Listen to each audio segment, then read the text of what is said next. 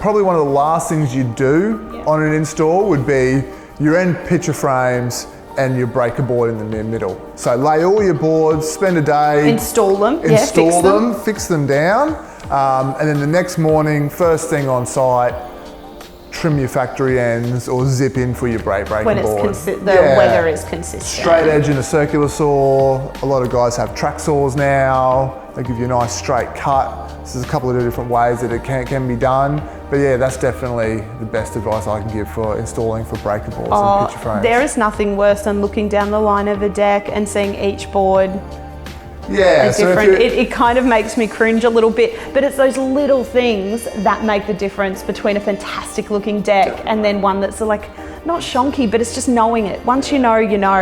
Exactly. Yeah. Yeah, and if you're cutting from the pack to installing throughout the day, you're actually cutting a different measurement all day. So why not avoid that and get the boards down and installed and then cut them in place? Probably one of the other things I've seen a lot, or it's a bit of an issue that some builders have had, is when they install the deck, but then other trades might be on site, concreters, landscapers, that kind of thing.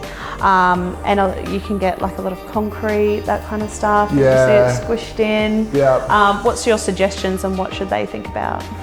If the deck isn't the last thing going on a job, definitely cover it with something. So black plastic, core flute.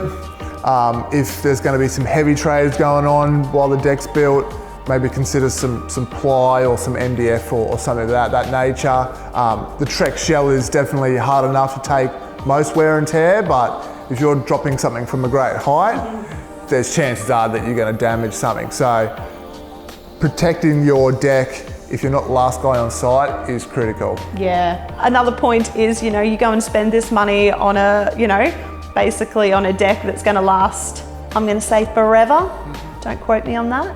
But you want to make sure you protect the joists underneath. 100%. You guys have a great product. We do. It's called Trex Protect. It's a butyl-based adhesive tape.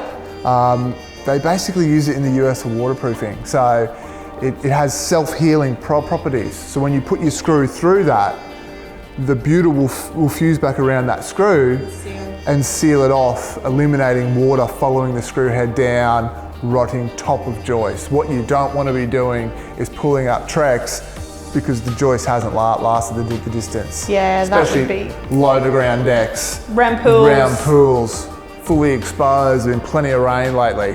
All that sort of stuff. Definitely consider using some sort of joist protection. There's plenty on the market. Trex is probably one of the best. It's the best one I've seen, by far.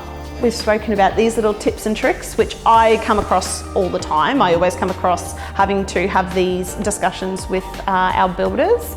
But if anybody was to get packs on site, that kind of stuff, it's all good and well for the builder to know this, but his chippy on site might not be, up to date with composites. Do you have a solution for that?